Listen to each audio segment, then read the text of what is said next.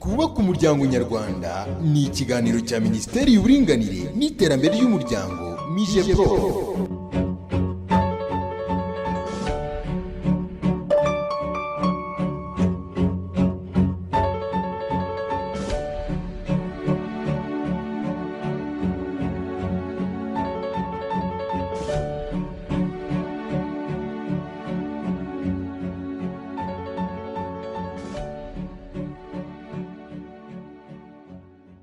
Turabasuhuje mwese mukurikiye gahunda za televiziyo y'u Rwanda. Tubahaye ikaze mu kiganiro twaka umuryango nyarwanda. Nkuko bisanzwe ni ikiganiro mugezweho na Minisiteri y'Uburinganire n'Iterambere ry'Umuryango MIJEPRO. Twubaka umuryango nyarwanda ni ikiganiro cya Minisiteri y'Uburinganire n'Iterambere ry'Umuryango MIJEPRO. Nkuko tubizi burya umwana atangira kuba umuntu kuva agisamwa mu nda y'umubyeyi we. Bivuga ko umwana uri mu nda agomba guhabwa indyo yuzuye, agomba kurindwa ihungabana iryo ari ryo ryose ndetse aranarirwa. Ni ukuvuga ko igihe umubyeyi amutwite, uwo mubyeyi agomba kurindwa ya mirimo ivunanye, agomba guhabwa indyo yuzuye, agomba kwitabwaho cyane n'umugabo we, amwereka urukundo birushijeho ubwo yarasanzwe amwereka ndetse n'ibindi. Leta y'u Rwanda ku bufatanye n'abafatanyabikorwa batandukanye bakomeje gukora byinshi bitandukanye kugira ngo hitabweho cyane uburere n'ubuzima by'umwana w'umunyarwanda. Ni muri urwo rwego bashyizeho gahunda mbonezamikurire. Zimwe mu ngamba leta ifite yo guteza imbere uburenganzira bw'umwana no kuburengera, harimo gahunda y'imbonezamikurire y'umwana kuva gisamwa kugeza ku myaka 6. Kubera ko byagaragaye ko ubushakashatsi bwagaragaje ko ku myaka 6 ya mbere y'ubuzima bw'umwana ari ingenzi mu mikurire y'ubuzima bwe bwose. Muri iki cyiciro cy'ubuzima niho igice kinini cy'ubwonko bw'umwana gikura. Icyo gihe umwana iyo umwegereye ukamuba hafi, ukamwereka urukundo, ukamureka akisanzura, umenya impano umwana afite ndetse ukaba wanamenya n'ibibazo afite mu mikurire ye. Icyo gihe ukamufasha kugira ngo za mpano afite zikure cyane, n'ahandi afite ibibazo ushobora kuba wamufasha kugira ngo umwana azakure ibyo bibazo bitamugize ingaruka nyinshi. Niyo mpamvu rero leta yashyize ingufu mu byerekeranye no gufata neza umwana kuva icyo gihe gisamwa, kugira ngo umwana azabone ibivumbikisho bihagije mu gutuma akura neza, ndetse bizanafasha gutuma u Rwanda rw'ejo ruzaba rufite abantu bafite indangagaciro nyarwanda, kuko umwana azaba yaratangiye guhabwa ubwo burere hakiri kare, ababyeyi bombi babigizemo uruhare, papa na mama. Muri gahunda mbonezamikurire twasuye urugo mbonezamikurire rwa Kayonza.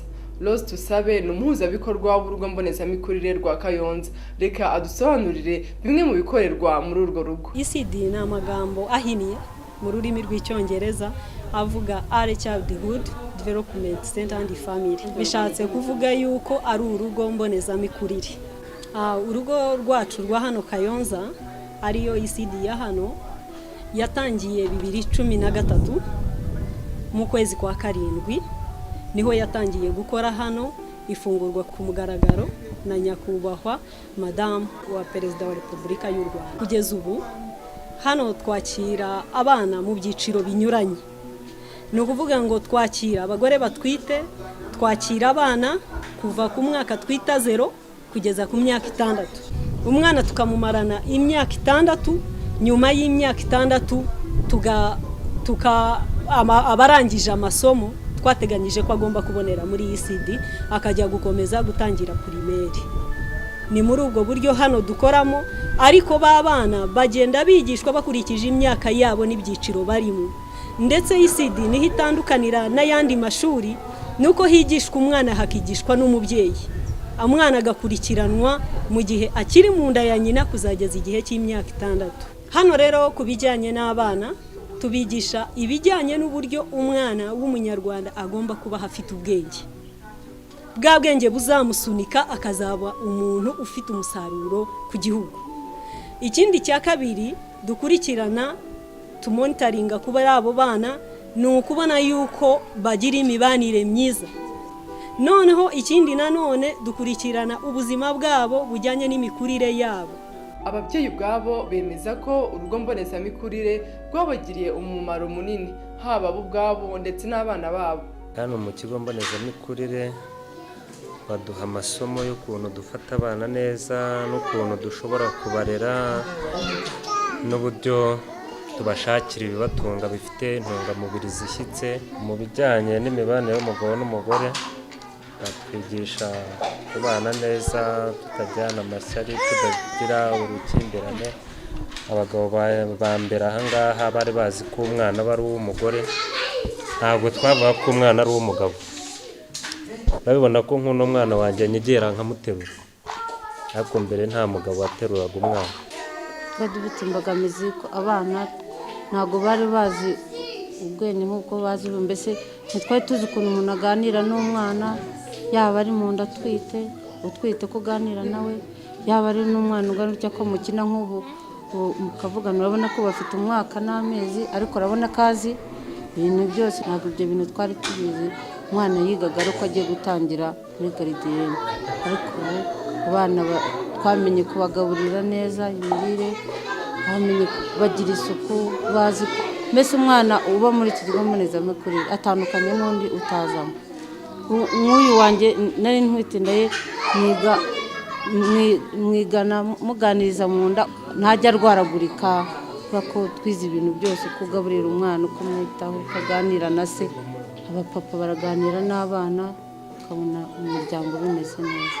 Hano nk'ababyeyi tuganira uko tugomba gukinisha abana, igihe umudamu afite inda ukuntu agomba kuganira n'umwana mu nda, tukaganira no ku byerekeranye no kuganira n'abana dufite bakuze, tukaganira ku bw'isuku ku mubyeyi no ku bw'umwana, tukaganira uko tugomba konsa umwana.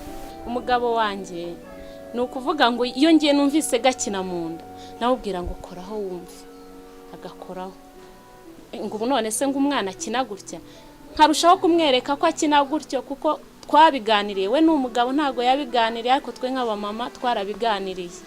Agakoraho nawe akagakinisha mu nda, nyine agenda akinisha inda gutya, akakumva kagenda gakina mu nda. Abafashamyumvire bo mu rugo mbonezamikurire batubwiye ko impamvu nyamukuru y'aya masomo baha abana bo mu rugo mbonezamikurire ari ukugira ngo babafashe gukangura ubwonko bwabo, bityo bazabashe gutangira amasomo yandi ubwonko bwabo bwiteguye kwakira neza ibyo biga.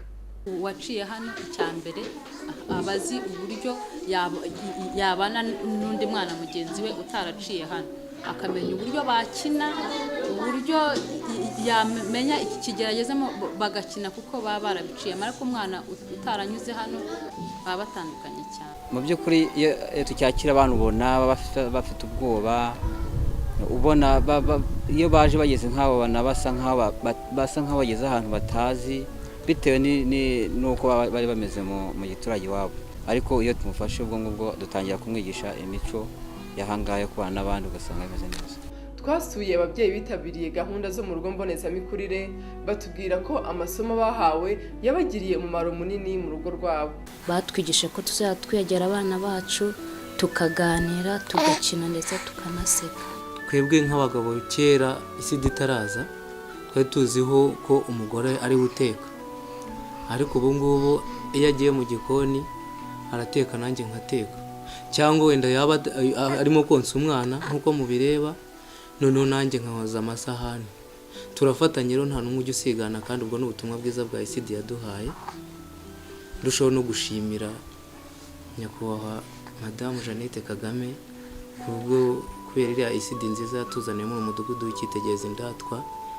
Umubyeyi w'umugabo, twebwe twamaze kwiga ko muri ICD twize ko iyo ubabaje umubyeyi n'umwana uri mu nda arahungabana. Icyo nicyo cya mbere. Ni ukuvuga ngo rero nk'ubu urabona wigeze ubona ko uyu mwana twari turi kumwe no muri ICD twafatiraga hamwe amasomo. Ntabwo umwana yumva ko akunze nyina cyane kundusha. Abana bacu baradukunda, ICD rwose ni nziza cyane, byadukoreye ni byiza.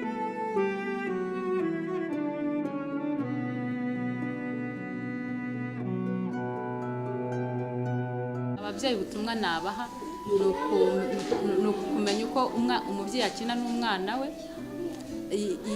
yataha akamenya uburyo amufatamo, bagakina, umwana akamubwira ibyo yize, akamubwira n'ibyiza bya hano, na cyane ko ababyeyi bakunda kuza hano tukabigisha, nabo ibyiza bya hano baba babizi.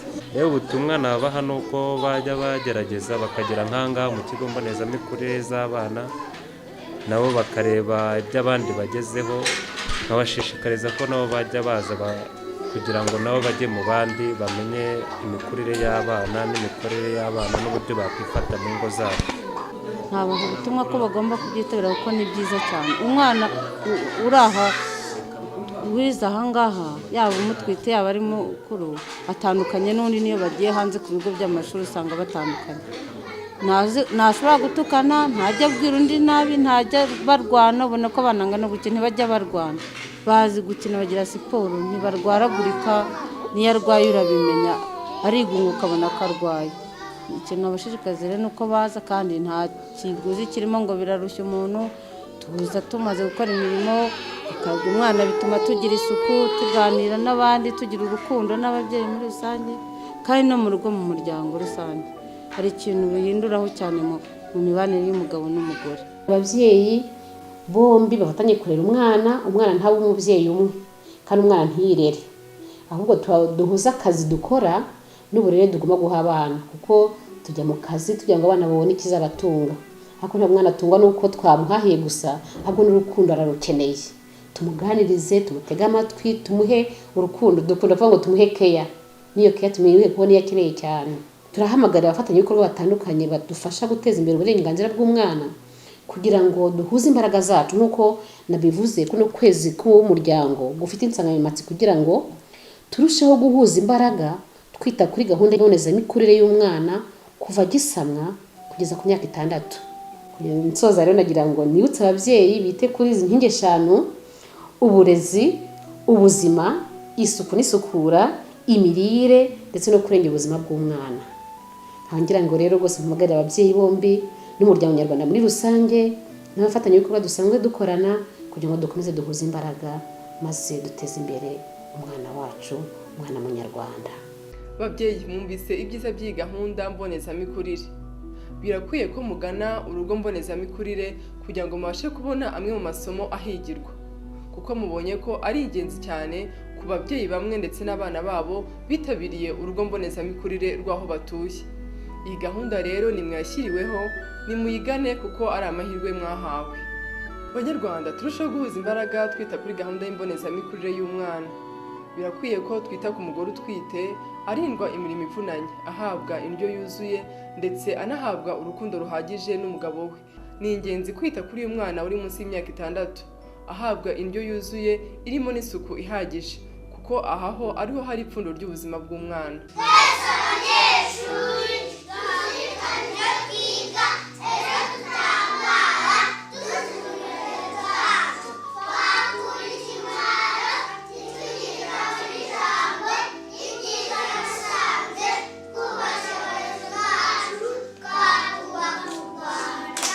Mwakoze kwa natwe mu kiganiro cy'uyu munsi, mugire ibihe byiza naho mu kiganiro cy'ubutaha.